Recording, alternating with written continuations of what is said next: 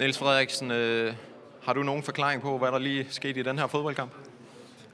Nej, altså, jeg ved, hvad der skete, men at forklare det, det er en anelse sværere. Altså, vi er rigtig fint tilfredse med vores første halvleg. Vi synes, vi er det bedste hold på banen i første halvleg med de største chancer.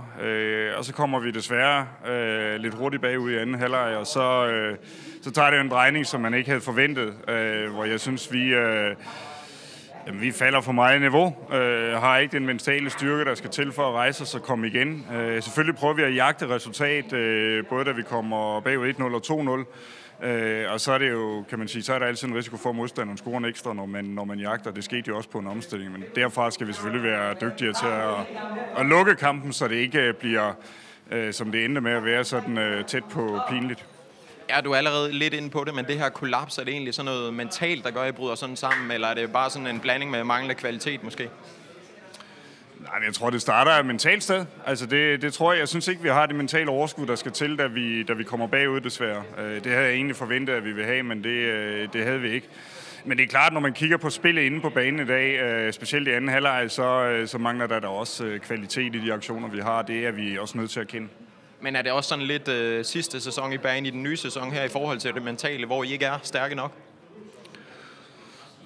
Ja, men jeg synes egentlig, vi har lagt sidste sæson bag os. Altså, men man skal jo ikke rende rundt med den vildfarelse og sige, at vi har en væsentligt stærkere trup nu, end vi havde sidste sæson. Og sidste sæson var vi et bundhold. Altså, vi har sagt farvel til 3 spillere, vi har fået 2 spillere ind, så der er ikke en stor forskel på truppens styrke. Men derfor skal man ikke tabe 4-0 til Sønderjyske på hjemmebane. Det er ikke godt nok, med alle ære og respekt for Sønderjyske. Men har I sådan som klub erkendt, at I måske bare er et hold til bunden lige i øjeblikket? Nej, det er ikke ambitionen, og vi vil gerne højere op, men vi skal nok til at overveje lidt, om der så skal ske noget i forhold til truppens bredde og kvalitet. Ja, det lyder som om, at du i hvert fald gerne vil have nogle nye spillere ind, hvis I skal højere op i tabellen. Nej, men det ved jeg ikke. Altså, vi snakker jo hele tiden om det, og vi har lagt en plan for det her transfervindue, og den har jeg da også en tro på, at vi følger.